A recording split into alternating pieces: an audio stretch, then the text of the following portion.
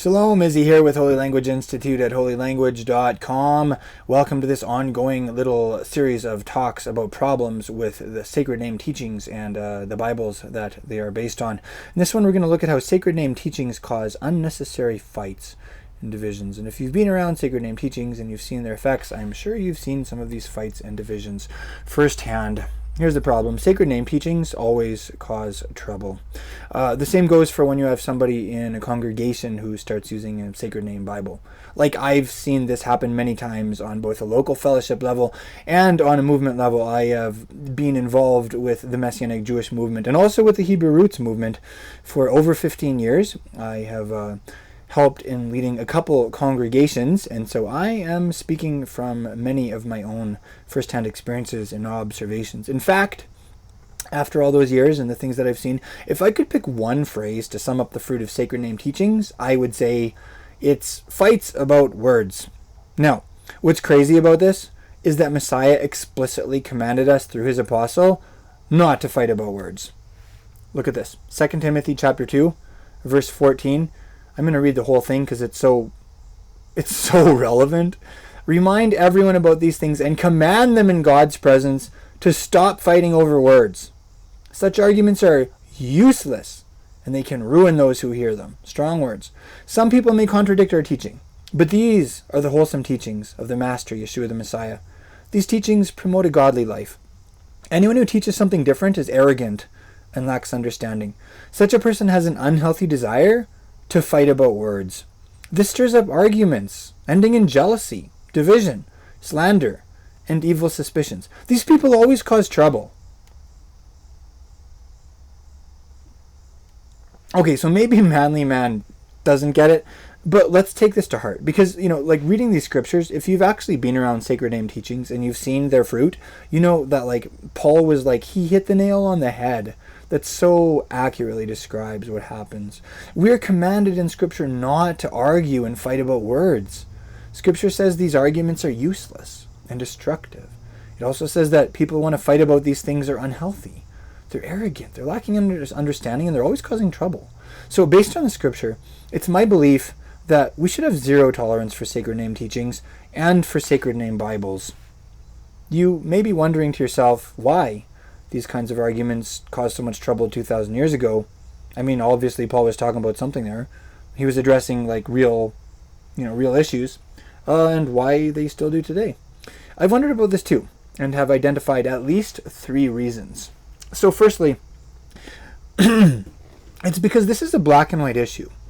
Sacred name teachings are either right or they're wrong. If they're right, then everybody in the group should start using the true names, and they really should cut with all the fake names. If they're wrong, then they're spreading false teachings, and they really should be confronted and stopped. Maybe you've heard people say things in local fellowships to this degree. I mean, when people say stuff like that, you got to go one way or the other. Secondly, it's because this is a very in-your-face issue. God gets lots of airtime at religious gatherings, I'm sure you noticed, and you need to call him something when you're talking about him. The same goes for public Bible reading. You can't usually read far before you hit God's name. And the same goes for prayer. So, the question of God's name and how you refer to him, it's a very in-your-face issue for that reason. Maybe this would be a little example of that. Different versions of God's name before very long in local fellowship result in civil war. As a side note, it gets old fast when everybody in the room is saying God's name differently. And let's face it, it makes your group look bad too. New people visit, and the first thing they notice is that you can't even agree on what you call your God.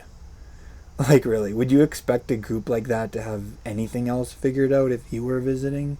Or would you really want to join? Most people don't find confusion very attractive, actually.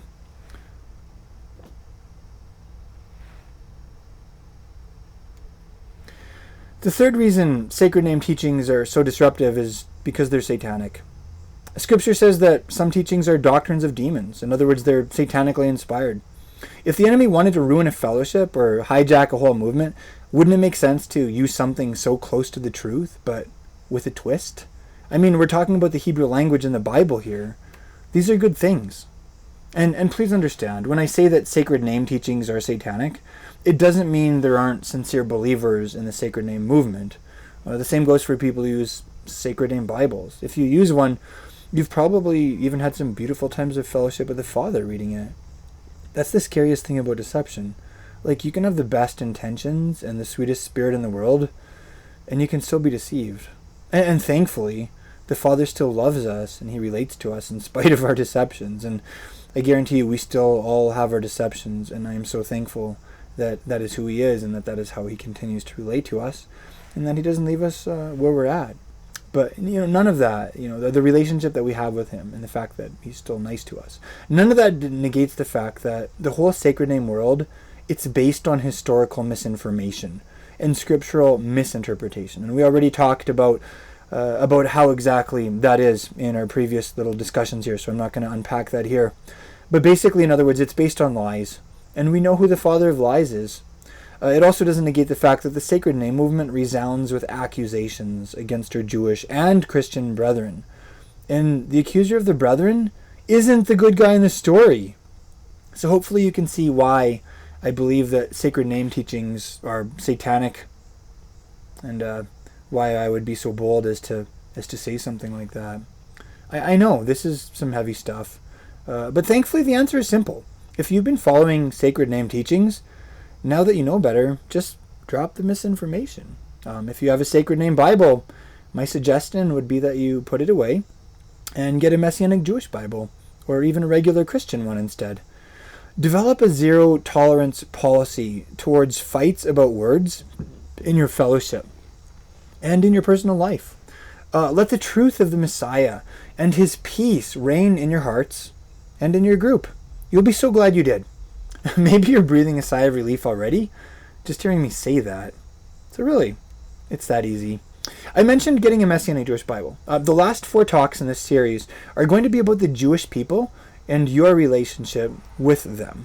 I do hope you'll stay with me for those, because this is something I'm very passionate about, and something that I believe is very close to the heart of Yeshua also.